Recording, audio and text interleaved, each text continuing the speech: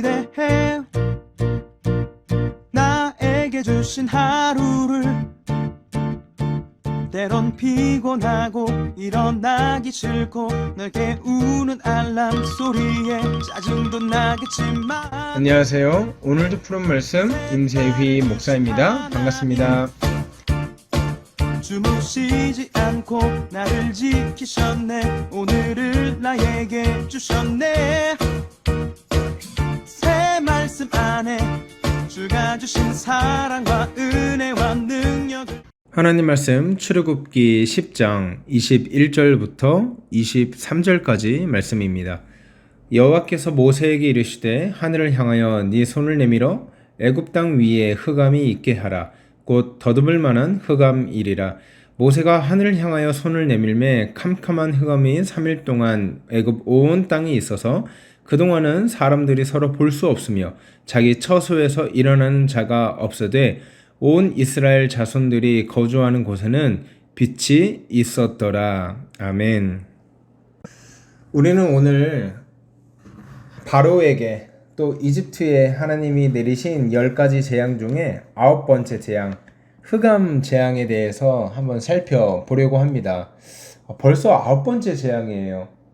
그게 무슨 뜻이냐면 첫 번째부터 9번째까지 바로의 마음이 얼마나 완악하고 얼마나 완강히 있는지 돌이키지는 않았다는 거죠. 그만큼 기회를 주고 하나님이 회개할 또 돌이킬 기회를 하나님께서 주셨는데 바로의 마음이 너무나 딱딱해져 있었다는 거죠. 완강해져 있었다는 거죠. 결국 9번째 흑암 재앙까지 맞이하게 됩니다.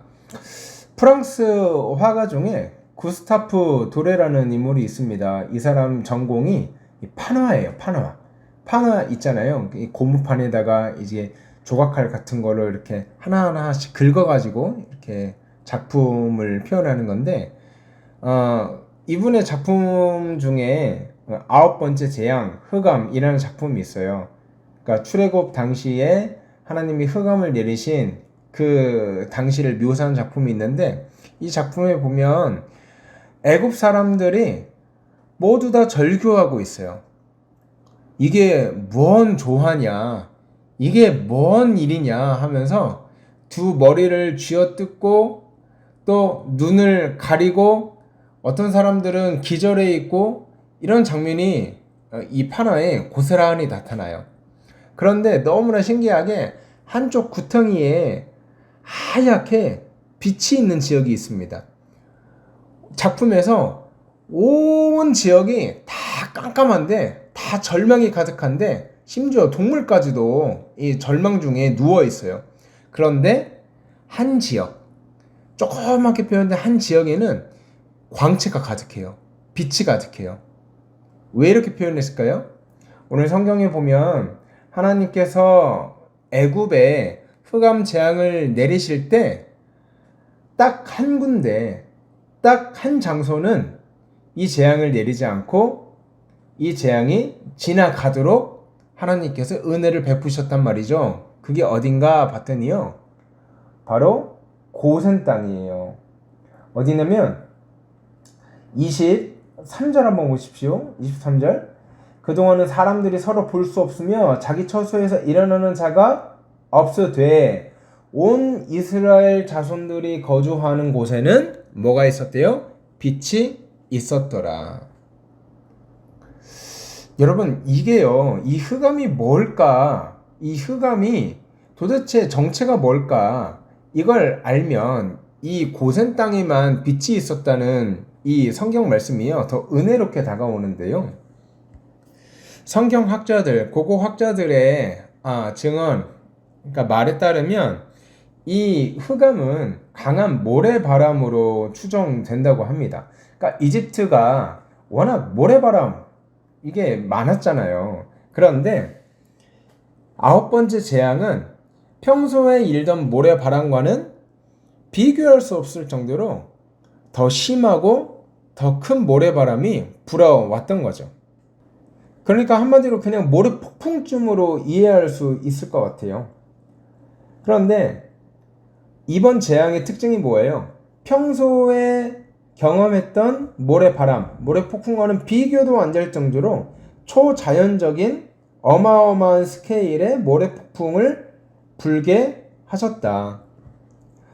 더군다나 이게 이집트 전역을 강타할 정도로 전국적인 모래폭풍이었는데 유독 이스라엘 백성들이 거주하고 있던 고센 땅에만 임하지 않았다.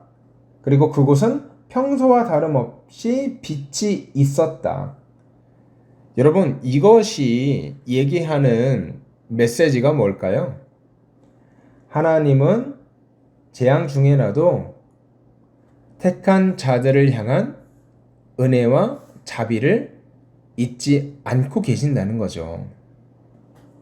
하나님은 진노 중에라도 또 징계 중에라도 택한 백성을 향한 자비와 사랑을 잊지 않고 계셔서 항상 피할 길을 주시고 항상 구별하시는 그 녹진한 사랑을 베푸시고 계신다는 거예요. 그래서 성경을 읽을 때 우리는 하나님이 징계하는 모습을 보면서 야, 너무 무서운 하나님, 피도 눈물도 없으신 하나님, 어떻게 저렇게 살벌하게 징계를 하셔? 이런 관점으로만 읽을 것이 아니라 징계와 동시에 택한 백성들에게 얼마나 한량없는 자비를 베푸시는가, 진노하는 동시에 택한 백성들을 얼마나 섬세하고 얼마나 세세하게 하나님이 피할 길을 내어주시고 자비하심으로 그들을 보호하시는가. 사랑의 하나님, 자비의 하나님, 또 은혜의 하나님을 묵상할 필요가 있다는 것입니다. 사랑하는 여러분, 우리 하나님께서 저와 여러분을 그렇게 구별하신 줄 믿습니다. 진노 중에라도 우리를 향한 피할 길과 우리를 향한 자비와 우리를 향한 사랑을 보여주신 분이 구약의 하나님이며 또 우리가 믿는 동일한 하나님인 줄 믿습니다. 여러분, 이 본문을 통해서 살펴볼 수 있는 것 두 번째 무엇입니까? 오직 하나님이 우리의 태양이요 우리의 빛이라는 사실이죠. 이집트의 바로는요, 그냥 왕, 그냥 지도자, 통치자 이 정도 수준이 아닙니다. 우리가 광화문 광장 가보면 이순신 장군 동상하고 또 세종대왕 동상이 있잖아요. 그게 왜 그러냐면 그냥 그분들이 무공이 뛰어나서 혹은 정치를 잘해서 그냥 그 정도 수준이 아니라 민족을 대위기에서 구원한 영웅이고, 그쵸? 또 세종대왕은 어때요? 한반도에 그 조선의 전성기를 이끌었던 대왕 아닙니까, 말 그대로? 그러니까 그런 분들을 단순한 국가의 지도자, 통치자로 넘어서 우리 민족의 자부심으로 느끼잖아요. 자긍심으로 느끼는 것처럼 그 당시 최강대국이었던 이집트, 그리고 그 정점을 서게 했던 이 바로 왕, 이 사람은요 그냥 신이에요. 신처럼 추앙받는 거예요. 그리고 당시에 파라오를 상징하는 이 태양신 라 숭배 사상이 이집트 전역에 자리 잡았단 말이에요. 그러니까 이 파라오는 국가의 통치자, 어떤 지배자를 넘어서 신앙의 대상이에요. 그냥 신이에요. 그냥 태양신이에요. 종교적으로 숭배받던 시기예요. 그런 태양신이 혹은 태양신 라의 아들이 통치하는 이집트에 흑암이 내렸다? 빛이 보이지 않았다? 태양이 보이지 않았다? 이게 무슨 뜻인지 아세요? 너는 끝났다는 거예요. 네가 태양신이라고? 네가 빛이라고? 너 이제 끝났어. 너 그렇게 네가 빛이라고, 네가 태양이라고 교만하고 내 백성을 붙잡아 놓고 압제하고 보내주지 않고 네가 신이라고? 아니야. 나 여호와가 손가락 하나 딱 튕기면, 그리고 호흡 한번 하면 네가 그토록 위시하고 네가 그토록 자랑했던 너의 권력 다 끝나. 다 끝이야. 게임 오버야. 오늘 그것을 흑암의 재앙을 통해서 바로에게 가르쳐 주는 거예요. 그러면서 동시에 어떤 말씀을 하고 계신 거예요? 진짜 태양은, 진짜 빛은 네가 아니라 나다. 오늘 그걸 드러내고 싶어 하시는 거라고요. 사랑하는 여러분, 우리의 태양은, 우리의 빛은 오직 우리 주 예수 그리스도 뿐입니다. 그분만이 우리의 참 빛이 되시며 우리의 구원이 되시며 우리의 소망이 되시는 것입니다. 사랑하는 여러분, 우리의 참 빛 되시는, 우리의 소망 되시는 예수 그리스도 앞으로 한 발자국 한 발자국 더 가까이 가는 우리 성도들이 되었으면 좋겠습니다. 세상이 흑암으로 가득할지라도 우리에게 한 줄기 빛을 허락하시는, 그래서 어떠한 문제와 어떠한 상황이 우리를 우겨쌀 때에도 그 예수 그리스도 앞으로 나아가기만 하면 나의 모든 문제가 해결되고 그 문제를 격파할 수 있는 힘과 능력을 주시는 우리 구주 예수 그리스도 앞으로 한 걸음 한 걸음 더 나아가는 복되고 귀한 성도들 되기를 주의 이름으로 소원합니다.